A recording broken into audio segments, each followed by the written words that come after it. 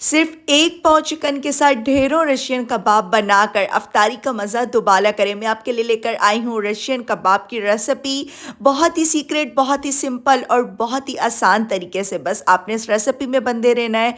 Channel पर new है तो चैनल को सब्सक्राइब कर दें, बेल आइकन ऑन कर दें। चलते हैं, रेसिपी स्टार्ट करते हैं। अस्सलाम वालेकुम, वेलकम टू दी मोमी प्लानिट। होप्स कि आप ठीक होंगी, मज़े में होंगी। बिस्मिल्लाहिर्रहमानिर्रहीम।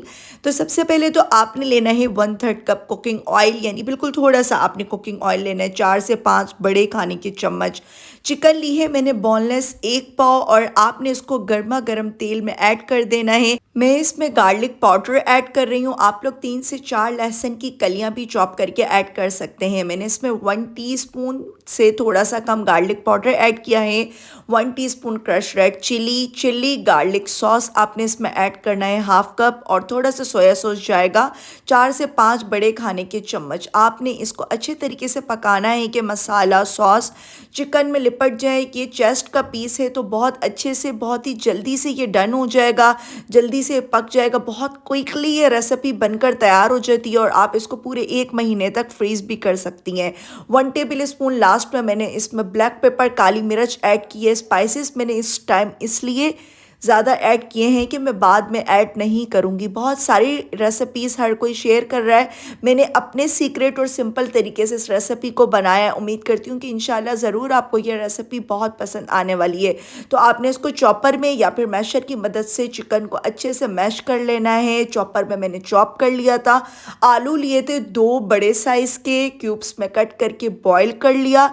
बॉयल करके अच्छे से इसको ठंडा किया, देन मैं इनको मैश कर रही हूँ। अच्छे से आपने आलू को मैश करना है। चिकन को हम पहले ही मैश कर चुके हैं। हाथों की मदद से भी आप चिकन को अच्छे से श्रेड कर सकते थे, लेकिन मैंने इसको चॉपर में इजी किया है ताकि आसानी से बहुत अच्छे से ये चॉप हो जाएगा। तो हमारे कबाब, हमारे कटलेट्स और भी अच्छे बनेंगे। 2 बड़े साइज़ की गाजर है, गाजर को भी मैंने कद्दूकश कर लिया है। और ये है 1 अदद शिमला मिर्च और 1 अदद थी हरी प्याज, इनको भी छोटा छोटा कट करके चॉप कर लिया। गाजर को कद्दूकश किया है, शिमला मिर्च को मैंने चॉपर में चॉप किया था। तो मैं चाह रही होती हूँ कि क्विकली आपको रेसिपी दूँ, इसलिए मैं सारी चीज़ें जल्दी जल्दी कर रही होती हूँ। तो आपने इसको अच्छे तरीके से मिक्स करना है। मसाले बाद में नहीं जाएंगे, बस आपने जो पहले मसाले इसमें ऐड किए हैं वही इनफ है। इतना मज़ेदार, इतना लाइट सा, मतलब बैलेंस इसका टेस्ट आ रहा था, ना ज़्यादा तेज़ ना ज़्यादा कम। बहुत अच्छा। आपका दिल करे आप इनको डोनट की शेप भी दे सकती हैं, दिल करे कबाब की शेप भी दे सकती हैं, दिल करे स्ट्रिप्स की शेप भी दे सकती हैं। जिस तरीके से मैं बना रही हूँ रशियन स्ट्रिप्स, उस तरीके से आप भी बना सकती हैं।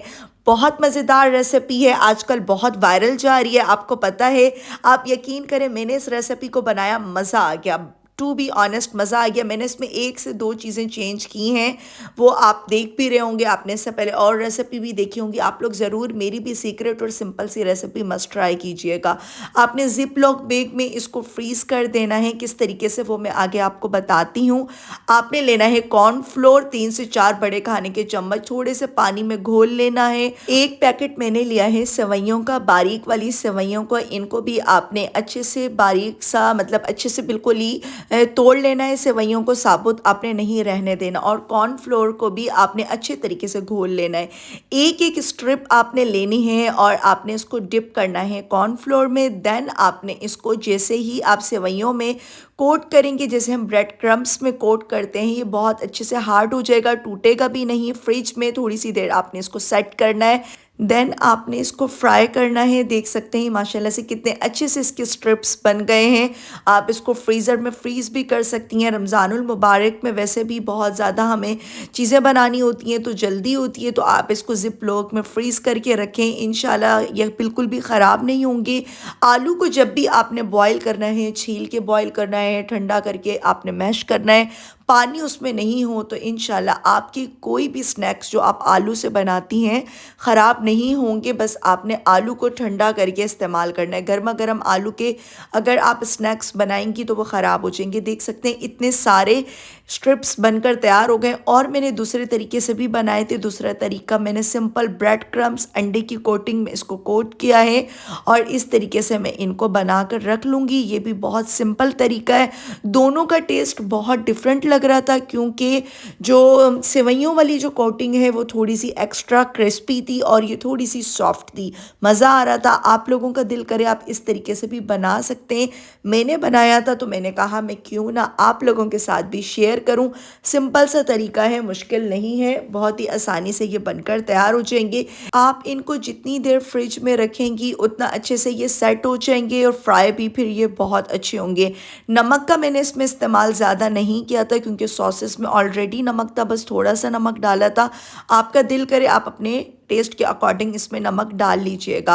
ऑयल को अपने तेज़ गरम करना है। इस टाइम तेज़ गरम नहीं है, थोड़ी सी मुझसे गलती हो गई थी, फिर मैंने थोड़ा सा सब्र किया। और ऑयल को बिल्कुल आपने तेज़ गरम करना है क्योंकि आलू, चिकन और बाकी के मसाले तो ऑलमोस्ट डन हैं, सारे सॉसेस के साथ पके हुए हैं, तो इतनी ज़्यादा देर नहीं लगेगी। इसमें कोई भी चीज़ ऐसी कच्ची नहीं है। गाजर का इसमें बहुत मज़ेदार टेस्ट आया। जब मैंने ये रेसिपी देखी तो मुझे लगा कि पता नहीं इसमें गाजर का टेस्ट कैसा आएगा। गाजर बहुत अच्छी लग रही थी। 2 अदद मैंने इसमें गाजर कद्दूकश करके ऐड की हैं। आप लोग भी ऐसा ही कीजिएगा और आपने इसको प्यारा सा कलर आने तक सुकून से सब्र के साथ फ्राई करना है। डीपली फ्राई करें, शैलो फ्राई भी कर सकती हैं और आप लोग इसको किसी भी एयर फ्रायर में भी फ्राई कर लें, इजीली हो जाएंगे। आपने क्या करना है, आपने इसको किसी भी छन्नी में निकालना है, टिश्यू पेपर के ऊपर नहीं निकालना। किसी भी पेपर के ऊपर आप निकालेंगे तो ये सॉफ्ट हो जाएंगी। और जो हमने अंडे और ब्रेड क्रम्स के साथ बाकी के स्ट्रिप्स तैयार किए थे वो भी आप देख सकते हैं कितने माशाल्लाह से प्यारे लग रहे हैं। इनको भी मैं इसी तरीके से गोल्डन ब्राउन होने तक मैंने उनको भी इसी तरीके से फ्राई कर लिया है। प्यारा सा प्लेटर बनाएं और अफ्तारी का मज़ा दोबाला करें। आप यकीन करें आपका जब अफ्तारी का दस्तरखान लगेगा, इतनी डिफरेंट सी ये रेसिपी है, बच्चों को तो बहुत पसंद आने वाली है। घर वाले भी सरप्राइज़ हो जाएंगे। आप लोग इसको किसी भी शेप में बना सकती हैं।